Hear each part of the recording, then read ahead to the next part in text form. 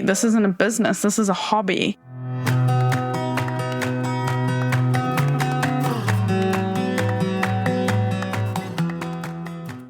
Hello, and welcome back to the All Mats Taken Yoga Business Podcast for teachers who want to learn how to build a sustainable business. I am your host, Adrianne Jerrett, a yoga teacher who is fascinated with all things business and marketing. And if you are new here and this happens to be the first episode you've stumbled upon, welcome. If you're a regular listener, I want to apologize first that this episode is coming out quite late this week. Oh my God, so in my head, this was episode number 50 that was going released, and I spent days creating this special episode with some really cool things to go alongside it and celebrate that milestone because it just feels like a big one for me.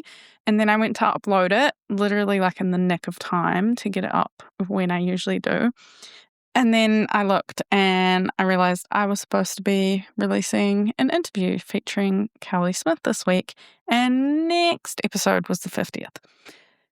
So I didn't have time to go back and edit that interview and actually writing this episode. I was like, I'll do something really quick and just like record something new and it'll be short and powerful and great. And this has taken me way longer to write the script for than what I thought. So I think it came out really, really powerful. I think it's going to be really useful, especially for marketing in 2026 and beyond, I would say. So sometimes the things we create without second guessing and overthinking them end up being like the best, right? Because I had to sort of do this on the fly a little bit. So today we're going to be exploring this idea that I have been tossing around for a really long time now, but more so very recently and this year. I feel like there's a few digital marketing misconceptions that I've had, and probably most of us like listening and in this space, especially as new business owners, I have had, and they're kind of just clicking into place for me at the moment when it comes to the core of our business being free content and then creating this free content and going out there and nurturing the audience from there. Because a common problem that I have faced or challenge, and I know I'm not alone in this, is that you end up like focusing on creating all this free content and then you just end up burning out quickly because the payoff to that model can be really slow. And we just have to like churn out social media posts or blog posts or free videos for YouTube or podcast episodes. Brackets, I love them, don't get me wrong, but they are an enormous amount of work and probably more than what you would expect. And so you just put all of this work into free stuff. And then when it comes to like actually getting paid for things, you realize I'm just running a hobby. This isn't a business. This is a hobby masking itself as a business. And it feels like, oh, but if I just keep creating all this free stuff, then that's going to build eventually. And then people will notice me and then they will consider inquiring or becoming a client. And that is the whole idea of that entire free system. So and then you find like your posts aren't getting enough reach if it's on social media, or you need to up your SEO game. And then you find you just have to like study content creation and create more content and more content. And then next minute you're like a wannabe influencer a little bit. And all you really wanted to do was teach yoga. And you're like, how am I here? This is not what I wanted to spend my life doing or anything. So don't get me wrong. There's absolutely nothing wrong with being an influencer. If that is your thing and that's what you're interested in doing, I think if you can crack that, it's an incredible job. If you really enjoy doing that process, it can be a lot of fun, but we don't all want that. And we don't want that to be the bulk of what we're doing when we teach a couple classes a week. We really just want to teach a couple classes a week, or maybe we want to teach more, but we can't because we don't have time because we're spending all this time creating free content. It's like this crazy little cycle. And this is the story that we're typically taught in the online space. If you've been following any kind of online business mentor for any amount of time, you will have been taught that you create a freebie, you build your email list, you sell to your email list. I've taught that. You've probably heard it from me as well. And it's not wrong. Don't get me wrong. It's not wrong. And most of that process is still the process that we're going to be wanting to follow. It's just this free part at the beginning that I'm questioning, the extent of the free part that we need to put in. So I've really been exploring for a very long time now. It's pretty much my goal has been over the last, I've run out of how many years, however long with whatever business, has been to not rely on Instagram or Facebook or social media and not do that. And then in December, I kind of fell into the spiral of going, right, okay, I am going to embrace it. And this is going to be the year that I really grow on these platforms. Like, you've really got to post consistently to make it like I can see the playbook, and I'm going to force myself to enjoy it and do this process. And then if you'll listen to my post back about goal setting back in January, you will have heard me talk about how I just sort of like threw it all under the bus somewhere around Christmas. And I was like, no, like I did it for like 2 weeks. I posted pretty much every day, and then I missed a day, and I just didn't love it. And it was working. It was definitely working. But I also realized that I really needed to study and learn short form content. I can do long form content to a certain degree, but short form content and making it snappy, it's its own art form. And anyone that can do it well, like, good on you. But it's something that I just sort of got this big block, and I was like, I don't want to learn it. So do we really have to do this? That's my question. That's what I want to explore here today. And that's why it's taken me so much longer than what I planned to initially write as a quick little fill-in episode. So I've come to the conclusion that the answer is yes. Yes, we do have to do this. Ultimately, if you're wanting to build something substantial, you need an audience. There's no doubt about that. But how to get that audience, I don't think has to be as time intensive as what we've been sold and taught to believe by this big free area. And maybe I'm getting this wrong because I just don't get short form content and I'm not very good at it yet, if it's something I want to work on. But I think there's other ways.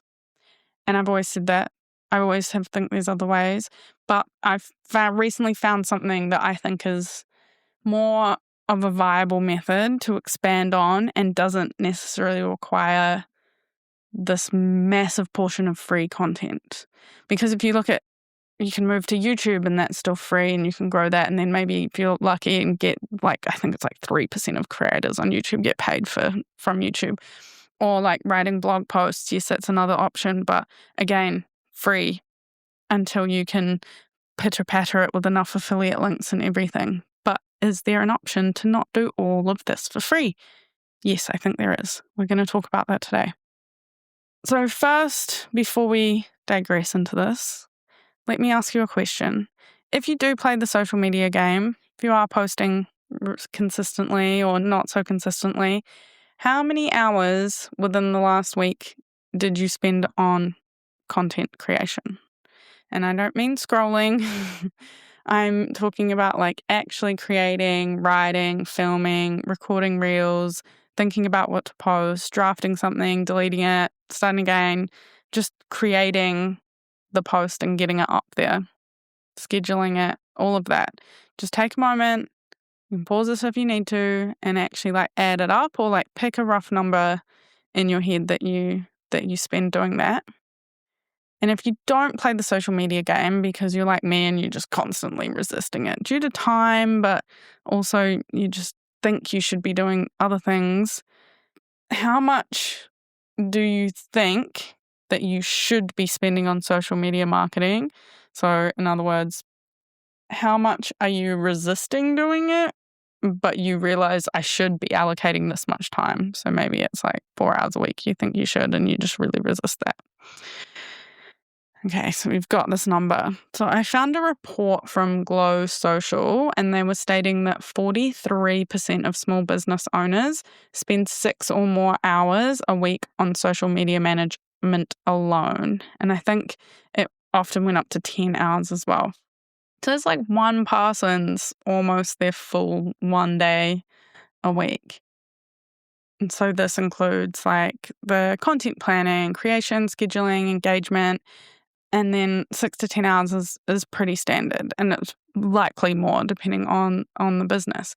So my next question is, what did those hours that you spent on social media, if you did them, return you in terms of students, income, or genuine connection of some description?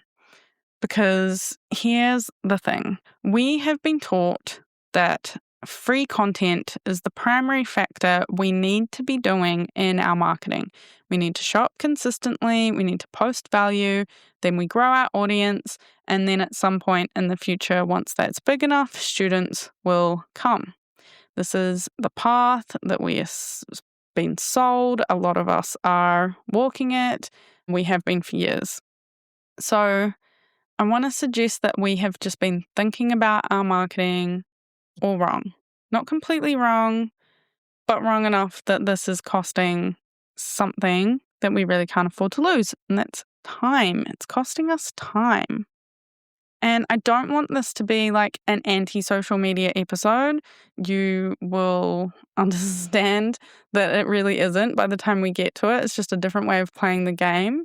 I'm on Instagram. As I mentioned, I've gone through phases where I post and then I plan to post and I'm going to stick on it. And then I think it genuinely has value and I can see it working and I can see things growing and gaining momentum the more I turn up, the more exposure I get. Yes, 100%, I think that works. But I have been pondering this question, is the free content model that we've actually been handed working for us, or are we working for it?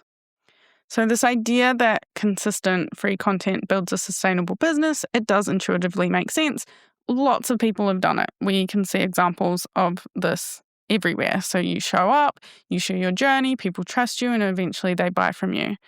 And that's a pretty solid customer journey. We know it works. It definitely works. But the problem is that today's platforms here in 2026 and 2025 almost look absolutely nothing like what they did when the OG yoga teachers and digital marketers who have enormous big businesses that are now teaching us how to do this free content journey to get to build our business, they were early in the digital space.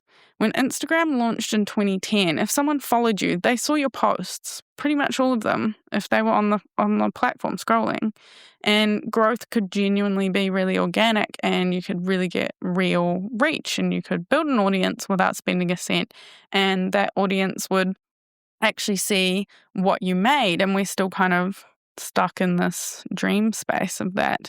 But that internet doesn't exist anymore. It's not our reality. So according to one study that I was reading, Instagram's organic reach has fallen from 10 to 15% in 2020 down to just 2 to 3% for businesses' accounts today. So just let that land for a second. So what this means is that if you have a following of, say, 1,000 people, somewhere between 20 and 30 of them are going to see your posts. If you have 10,000 followers, let's like 200 to 300 of them are actually seeing your posts. And so this version of free content marketing that we've been taught that was built for platforms like Instagram no longer works this way. So the gap between what we're typically taught to do is not working as efficiently anymore. It's not necessarily failing us because it does still work, but it's just not as efficient. It's taking longer. It's so much more work. So it's not that you're just failing by not being consistent. The algorithm is actually changing year on year. In other words, the core architecture of the platform is changing underneath your feet. So you need more followers than ever before to be seen by a reasonable number of people who are interested in your offers. And it's arguably harder to reach them in the first place to get you to follow you. And then the other side of this, and I don't obviously have personal experience with it, but I've seen this discussed with people who have millions of followers, which is a huge number, that they've noticed that their reach is even smaller in terms of the percentage. So they've managed to grow this huge thing. They need to even grow it even huger and huger and huger to maintain getting in front of their audience and getting in front of people. So I think this is a really important thing to point out, because I know a lot of us yoga teachers sitting here quietly feeling some kind of like shame or guilt or tension or just dis-ease around their like hustle, if you like, on these platforms, and you're just not seeing growth happen and you're stuck wondering like, what is wrong with me? My content is terrible. I'm not posting enough, or I don't have a niche enough. Like I'm doing something completely wrong. And while yes, like 100%, all those things matter. You need to be producing something quality to get in front of your people and to be able to engage with them. So you have to tick all those boxes. But sometimes the issue is not just that. It's just that these strategies we were sold. There's a little bit of a fundamental design flaw in 2026. I've also noticed this pattern that I don't know if you would have seen it. It's like more in the social media influencer space and for like people selling you how to grow on social media. And it really focuses on the pride of growing through organic traffic. And while yes, the idea is that they didn't pay anything to Meta in terms of ads, and somehow it comes across like this is a superior method. So but let's like think about it a little bit realistically. So they still paid in time and potentially quite a lot of time, even just to learn it. Or they somehow are very good and just like onto it and they can click onto the social media thing. Maybe it doesn't take them too much time.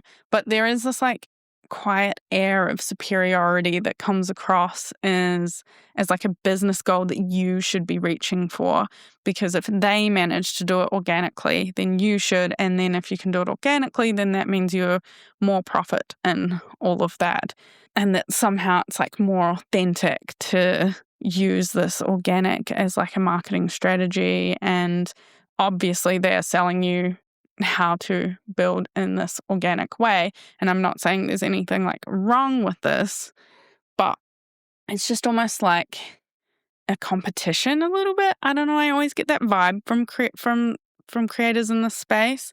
And if you like resort to ads, then you've completely failed. I don't really know how to describe it entirely because I find it rather subliminal messaging. It's more of like an energy that I get rather than them actually saying this. But I've just been picking up on this, and since they're in the business of sales and these creators are obviously doing really well at it, it's important to recognize and realize when you're being sold to. So I'm not saying there's anything wrong with their products, but it's just this weird vibe that I get from a lot of social media influencers regarding free. Like, it's best. Free is best. You should be doing this for free. And if you can't, somehow, like, you've failed somehow. And because I'm getting into ads and the ad space at the moment, and it's something I'm studying and working on, and I haven't got that same vibe yet from anyone.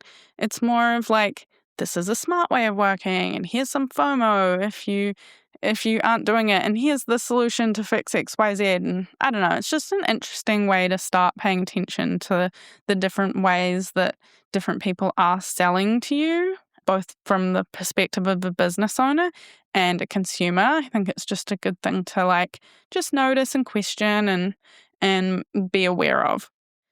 And so one of the big questions I've been asking lately is if the platform has been designed to suppress your organic reach unless you pay, they all want you to pay to play. Pinterest is the same.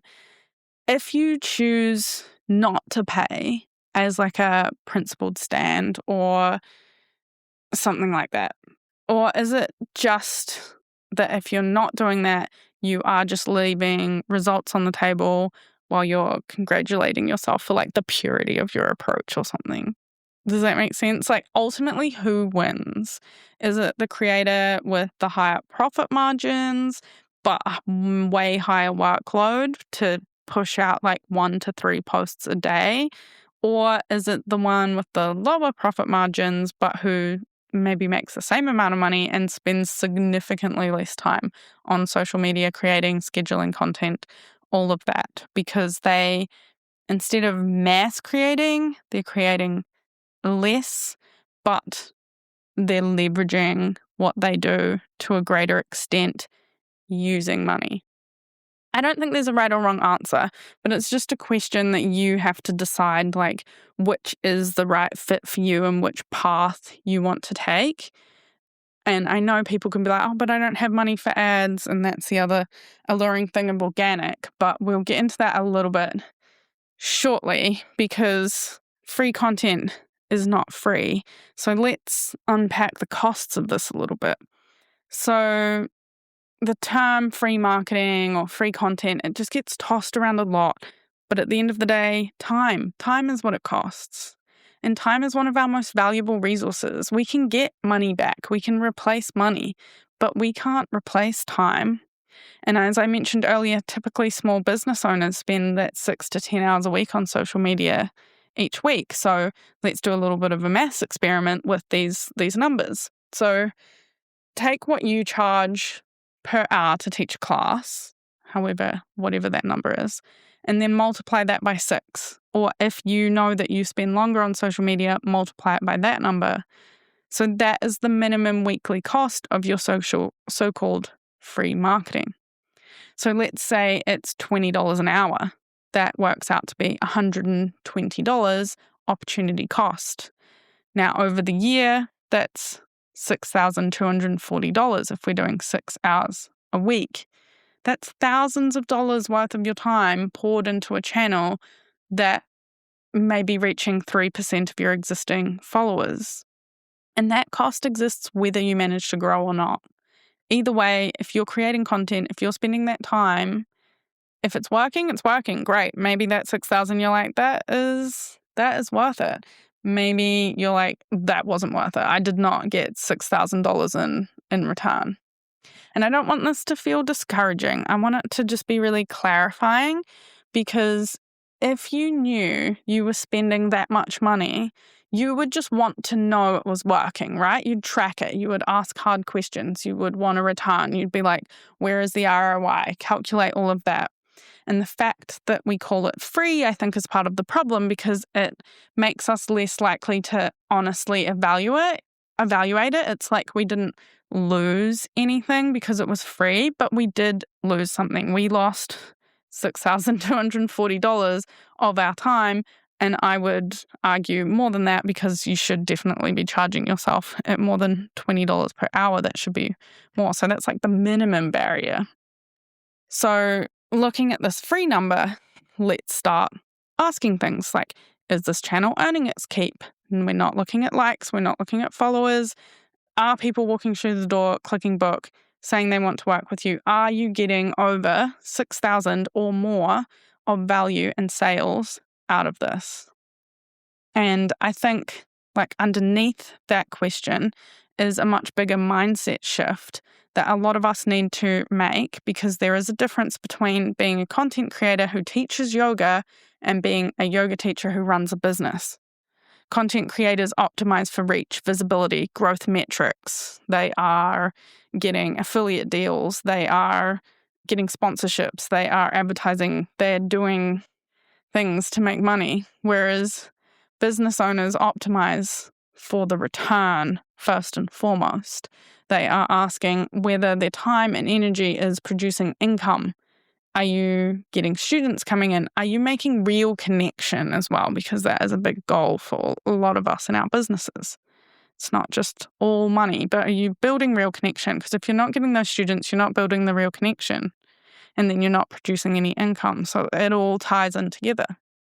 So if we don't want to be the influencers on the platform, again, no shade on influencers, I think it can be a great model.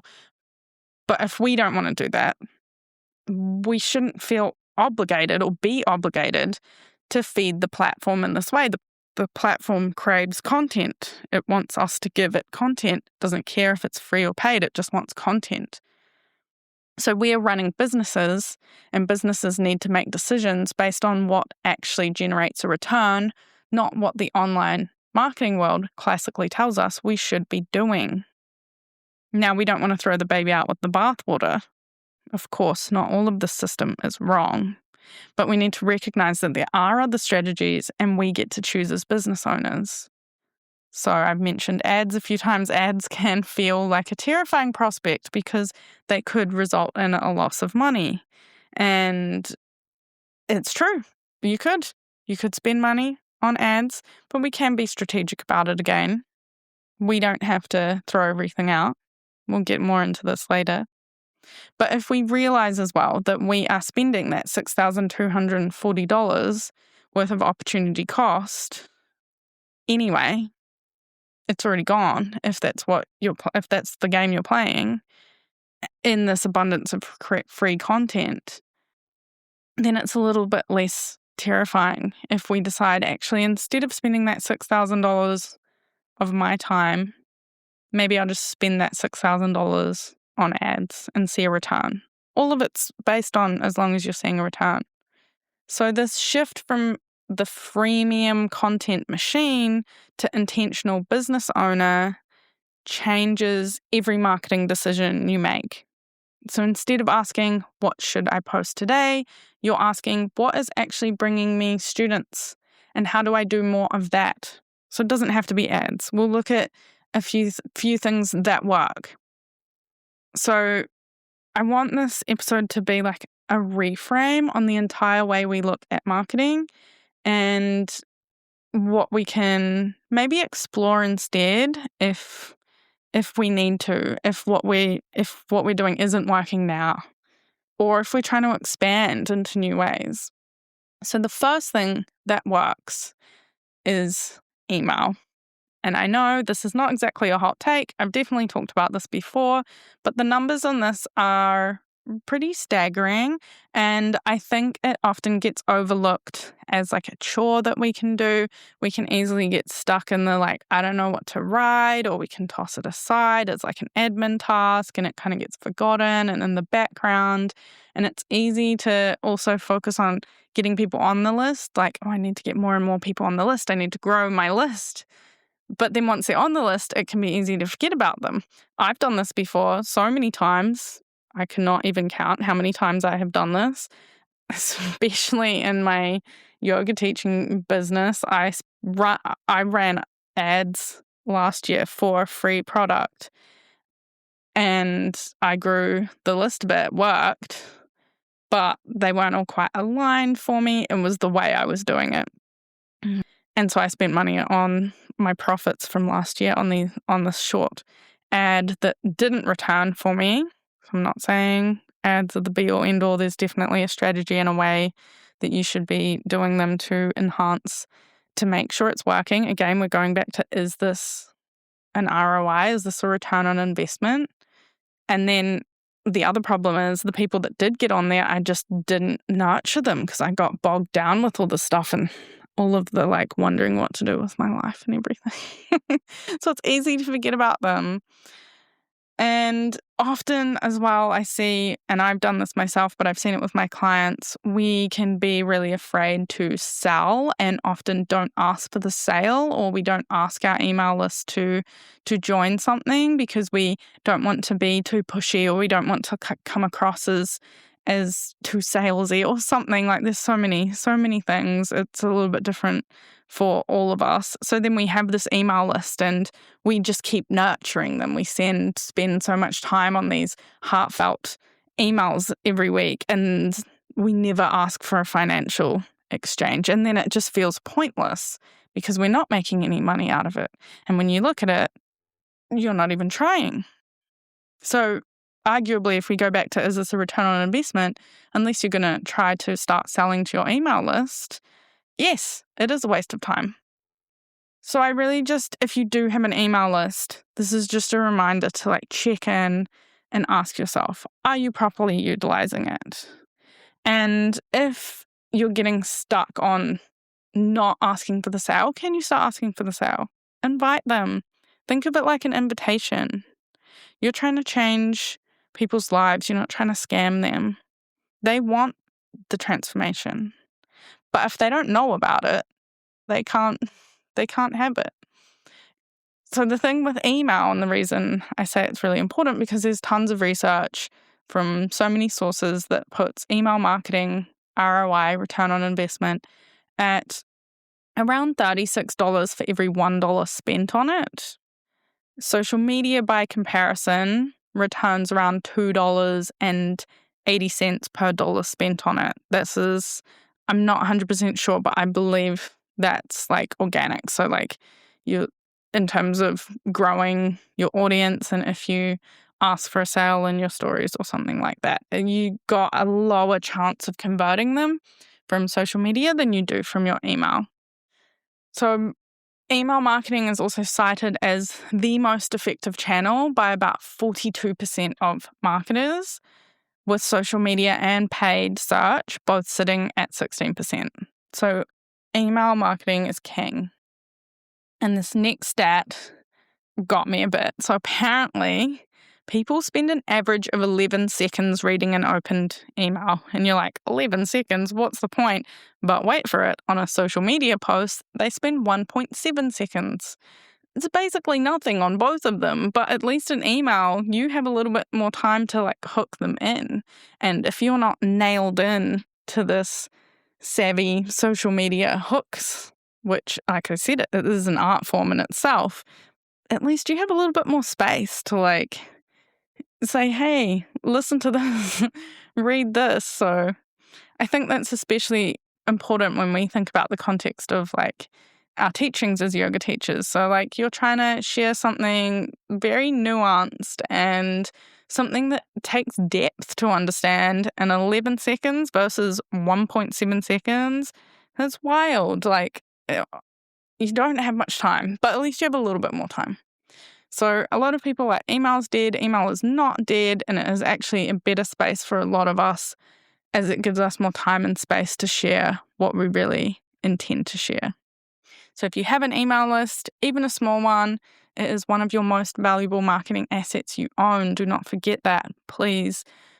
Because unlike your Instagram followers, no one can really take the email list away from you, and guess unless the internet breaks or something, touch wood. But Instagram could change tomorrow or in 5 years or disappear entirely, or something happens and your followers are just gone, but your email list stays yours. You can move between platforms, like you can email them from anywhere. You could ask them for their address and send them all personal mail. I don't know. You still have a better connection to those than your Instagram following, and a bit more control over that. And if you don't have an email list yet, there's your starting point. Not more reels. Focus on building your list. And if you're leaning into this, so you're like, how do I get them on your list? And if you are focused on social media, and that's the very top of your funnel, so it should be thought of as the very top of your funnel, and you are encouraging them to get into your email list, whether that is through free or paid offers. And on that note, if you're thinking, oh, but I need the free content to grow the list, like, what are you talking about? That's what everyone says. You don't. You can sell small offers and grow a list of buyers too. And this is the angle I'm working on with one of my clients at the moment. And while this may cost more to do, in theory, you are getting in front of higher quality leads rather than freebie chasers.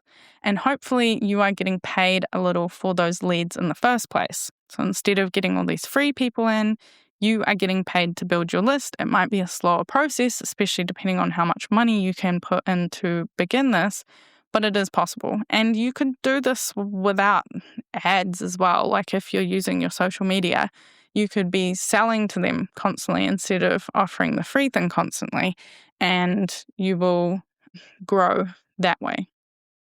Another thing that you can lean into is word of mouth and community.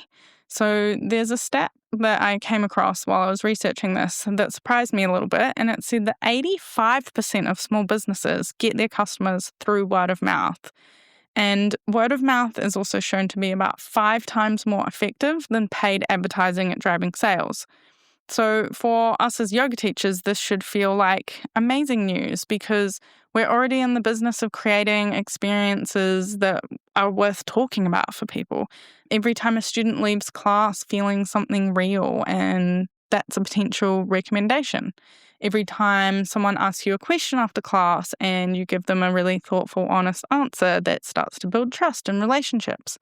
And I can't remember if it was in one of our past interviews here on the show or if I heard it on the Yin Yoga podcast, but I recall Nick Danu talking about how if you bump into someone, one of your students, when you're like out and about, for example, this is obviously in person, and they introduce you to whoever they're with as their yoga teacher, you've like ticked a big box there. That's just such a valuable piece of marketing for you, more than you might think at first. And while this one does sound a little bit tricky because we can control our environment, we can be an amazing teacher, we can control like our class and create a wonderful experience, a large part of this is obviously out of our control. But we can evaluate as to whether we've made it easy for that word of mouth to happen. And what I mean by this is if we have multiple offers, do your students know about them? For example, like maybe you're a myofascial masseuse, or perhaps you also have a kids yoga class or something like that. If your students love you and they know about all these things that you do, and then a friend says something like, wow, my neck is really tight, or like, I'd love my kids to learn yoga. And then that might spark something in them. So your student or client, whichever you prefer, might say like, oh, my yoga teacher does that. She's amazing. You should go check her out. So despite them not experiencing the other offer like firsthand, they will think like, wow, she's amazing. So surely she's going to be amazing at these other things, and I'd be happy to refer her. You can also do things like ask your students like, hey, I'm really trying to grow this class. If you know anyone who you think would like it, please let them know. If you're organized enough, you might even have some kind of referral system. And so they get a free discount or class or something like that if they bring someone new. But I don't even think you need to go to this extreme necessarily. I think sometimes just asking is enough because people often just like to help. Like, just make it an invitation. It doesn't have to be a big thing. I know it can be a little bit nerve-wracking. I definitely get nervous about it. But just saying it might be the key that triggers someone to think like, oh, actually this person would love it, and then invite them. And then if you're building something online, but this could also work offline as well, you could have like a little wee community chat on Facebook or WhatsApp, or if you're in person or online, you could have like a regular workshop that dives a bit deeper on a topic, but also encourages more engagement between members of the group rather than like your normal class that's very internal. So this could be a really great way to both bring in extra income, but also like strengthen those community ties within it. And people like to feel like they're part of something. And thirdly, I want to talk about partnerships and collaborations because I think they hold vast and often overlooked opportunities. I won't go too deep here because it's an episode in itself. And I actually did an interview with Britta Moreira on her Yoga Entrepreneurial School podcast, all about collaborations for yoga teachers. I'll link it in the show notes if you're interested. And we also discussed them in episode 37 on this podcast with Britta again. So you can go check those out. But basically, you can just team up with all sorts of local businesses, aligned practitioners, make guest appearance on other podcasts, run collaborative workshops. Like, there's so many things to list, so many options. And the thing is, these don't have like an algorithm attached to them, right? I mean, maybe the marketing of them might, but you both have your own networks that you can bring to the table. So instead, they rely on that networking with other professionals and tapping into their audiences. And so it's beneficial for both of you. And they can bring people who are also already partially sold because someone that they respect and trust has vouched for you. And I think a lot of yoga teachers would genuinely be really good at doing more collaborations because often they tend to have like community builder gifts, and you're good with people, right? That's why you want to help people. You create like a sense of belonging in the room. That's your whole job, and that skill translates into marketing, and it doesn't really feel like marketing in that sense, traditional sort of ad marketing side. So lastly, I wanted to talk about the paid option and reframe this a little bit more. We've already dived into this a bit throughout the episode, but as I mentioned earlier, I've been experimenting with a client's account using paid advertising to grow their business. And she is also a yoga teacher. And while she has a lot of teacher training courses, most of the products we're running ads to directly, they aren't specifically for teachers, They're for students of yoga, so anyone interested in yoga. So as a teacher, whatever offers you have for your students could work rather than the B2B, if that makes sense. B2B, business to business, being yoga teacher to yoga teacher in this case. They are yoga teacher to consumer products, some of them.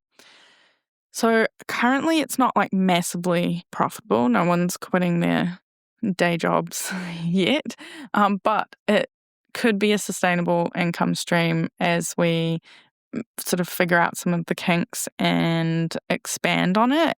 We're sort of working on like what price points are best and the funnels and copy and language and all of that kind of thing. But so far, even though I said they're not massively profitable, they are profitable. So we are growing her email list with people who have paid for one or more of her products, which means we have a higher chance of potentially selling them something else. So we're also growing her Instagram following on only like $2 a day. And in the last, I think, about 2.5 to 3 weeks, we've added over 200 new followers to her account. And these are like real people. They're not like bots or anything for the sake of them. The algorithms churned out to keep you happy with ad results. She's also a frequent poster on the gram, and she had a decent following already, but new followers came in like really short bursts when something did really well. And by just spending $2 a day, we're now seeing consistent daily growth. So then you have new people engaging with new content, and that all begins to compound over time, which it's still early days, but I expect to see that because this is also critical when we spoke earlier about how Instagram is showing your organic posts to less and less people. And so we want to make use of the content that we do create as much as possible and get the most out of it. And spending $2 a day boosting some posts that we know do well or running ads for the account definitely can help do that. And I know for a lot of yoga teachers and wellness professionals, the idea of paying Meta to reach people feels like it kind of goes against all of our values in a way. Like we're supporting a mass corporation with somewhat questionable values and impact on our humanity at large. So, like, why should we give money to a corporation that profits from our content? So I get that, but if you are already creating free content. It's not like you're managing to scam Meta or anything or stick it to the man. They are providing you a service as a business owner to get in front of your people, and you're paying them with your time instead of your money. So either way, you're in the business, even as a user. So unless you're completely not using social media at all, and you're not using it at all for your marketing, and you're finding a different way completely to get in touch with your people, you're still feeding the algorithm, and that's what the algorithm wants. You're either feeding it with large amounts of content, or you're feeding it with some content and money. So it's kind of like, it's just like a balance. Either way, you're playing the game. And yeah, it's a game that kind of sucks, but it is what it is. And I also think it's important to remember that by you finding a way to make more money, you are going to do good things with that. And we need to get more money in the hands of people doing good things with that. You staying poor when you have dreams of running a charity or saving wild animals or children, or I don't know, whatever it might be, even just keeping your family in a comfortable, healthy environment is going to do a world of good in this world rather than fighting part of the system and not getting those things. I hope that makes sense. So like my big dreams, I want to buy some land and plant some trees. It's a big dream of mine. And if I have to play some games that I don't love to ultimately transfer some of that money into my hands so that I can do the really cool things that I have genuinely think will have a huge impact in the world and the animals and the environment and Mother Earth, then that's a game I'm willing to play, because there isn't an easy way around that. It just reminds me of that we're going on a bear hunt. I have a toddler, so we can't go over it. We can't go under it. We've got to go through it. Great story. Anyway, let's do some math here to circle that out and make it make sense. So we're talking about spending $2 a day behind a video that's already proven itself organically. So I think this is a really valuable part of it, so that you're not just spending money purely on testing. There will obviously be some money spent on testing, but it's not purely on that. So you're not wasting money. You already have something that works from your organic. And then this just helps to bring in new followers. And I don't have stats on what the normal cost of this, but at the moment we're sitting at about 20 cents per follower. So it's approximately 10 followers a day. So if we go through a month, it's about $60 a month. And so that's say about 300 followers. And then $730 a year, which is about 3,650 followers. But that doesn't include organic followers that also get boosted in general as your account is now more active and more people are engaging. So that sends good feedback to the algorithm. I know some of the 200 that we've had, because we've only been running it for two weeks and a little bit, some of those definitely are organic. They have not just come directly from the ad, but it's persistent. So if we work out the opportunity cost at an average rate, again, of about $20 an hour, but I'd like to see you earning much more than $20 an hour, that works out to be about $730 for the whole year. And again, if we look at that in your time, that is about the equivalent of one full-time work week. It's 36 and a half hours. So we've taken 36 and a half hours of time back into your life just from running one ad. We'll probably have to swap it out a couple times throughout the year. So maybe take a couple hours off for actually creating the content again. But it's definitely not that 6 hours a week that we were talking about. So I'm still learning this game and testing and experimenting. So I don't want to overstate anything here. But the logic of running ads just makes sense financially. And you can start with like $1 or $2 a day. It is an investment in your time and your business. I am planning to record a short workshop on how to run these very small ads for follower growth. So if anyone is interested, I'll put some information in the show notes. You can go check that out. But as I've mentioned earlier, this is not like critical. We've already talked about 3 non-ads focused things today that you can also lean into as well. Just depends on what you like and your time. Like if you know you're a social butterfly and you love networking, then partnerships and collaborations might be perfect for you and you just dive all into that. So many options, but I just want to twist the way we think about free content and just challenge it a little bit. You might listen to this episode and be like, I don't agree with any of that. I'm going to keep my free content. It's working for me. Great, do it. But at least you did the thought experiment. And I think that is really powerful in itself. So before we close today, I want to bring this back to something fundamental that we need to remember. And that yoga marketing is not just content production. It is not just feeding an algorithm. It is not performing for a platform that is quietly suppressing what you make over time.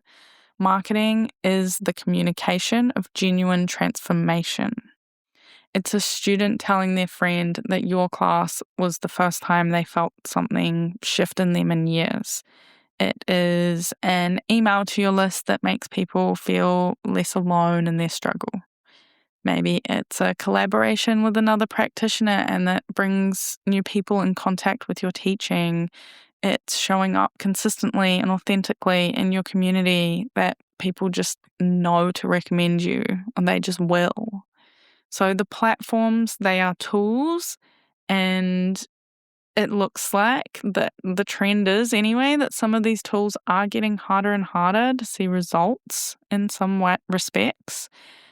And it's just important to understand that. So if you're feeling like you're really struggling, yes, it's important to understand content creation and you have to learn that tool, but there are other ways and maybe it's not all your fault. Maybe there's a few algorithms working against you. So if we come back to the fundamental act of connecting real people to a practice that changes their lives, that bit hasn't changed. That's the bit that we're sharing regardless of whatever marketing strategy we choose. And I think when we reframe marketing that way, the question shifts a bit from like, how do I grow my Instagram to how do I create moments of genuine connection and impact? And that's like a much more interesting question to answer.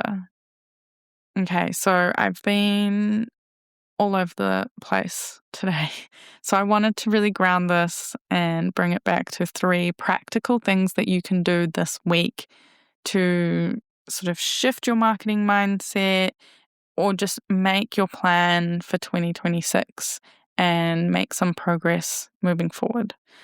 So the first one is do the maths. So take your average hourly teaching rate.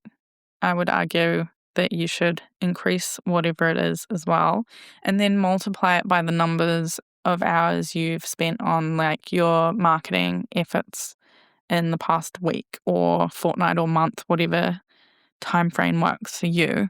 So this is like your social media content, and if you write emails, if you make posters, like whatever it might be, add all that time up, write that number down.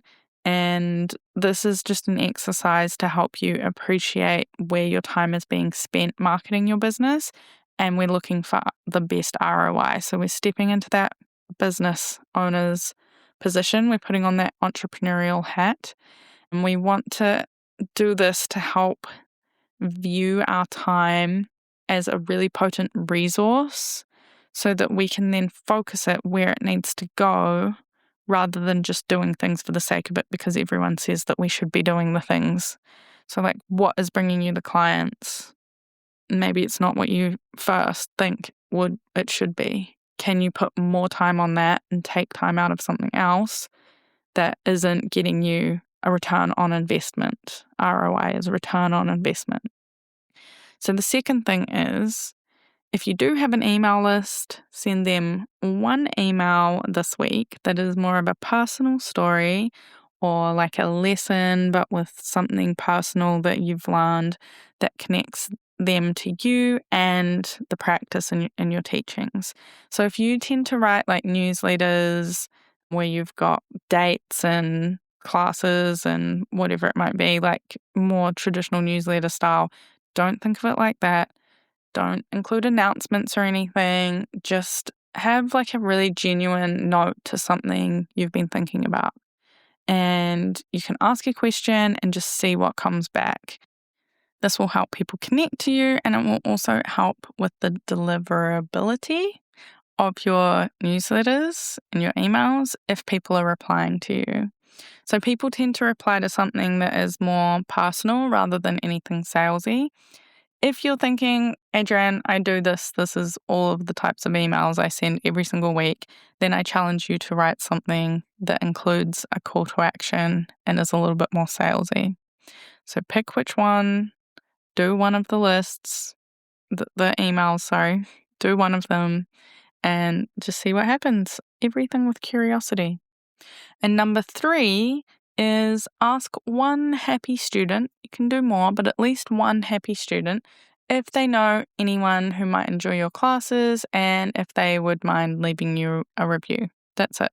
Just one conversation, word of mouth that starts a question. If you want to do it at the end or beginning of class and pitch it to all of your students instead at the same time, do that. But those are your 1, 2, 3 things.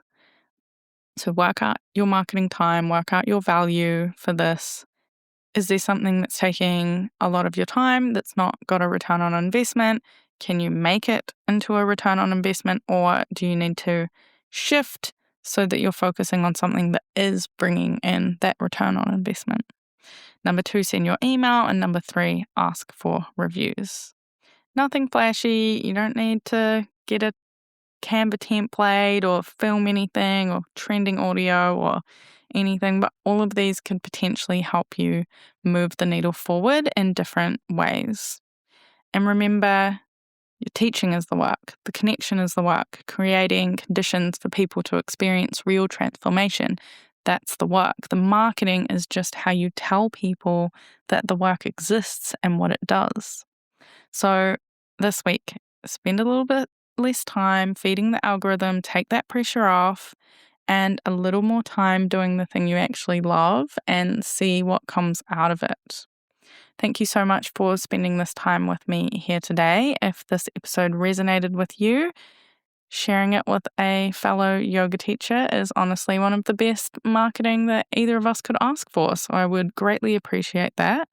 And please also leave a review for the show if you have not yet already. That makes an enormous difference in helping us to be found. And one more thing before I go. So next week I mentioned is episode 50.